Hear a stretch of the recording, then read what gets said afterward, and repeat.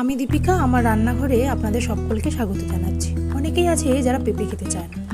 পেঁপেটাকে এইভাবে রান্না করে দিয়ে দেখো, সবাই হাত চেটে খাবে। মা ঠাকুমারা আগেকার দিনে শিলপাটায় মশলা বেটে তবে রান্না করত।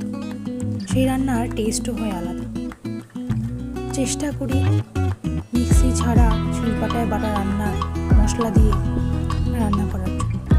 তো পেঁপে যারা খেতে চাও না তাদের জন্য রেসিপিটা একবার ট্রাই করে দেখো, হাত চেটে খাবে সবাই। ছোট্ট একটা ভিডিওর মাধ্যমে তোমাদের সকলকে পুরো রেসিপিটা দেখানোর চেষ্টা করব।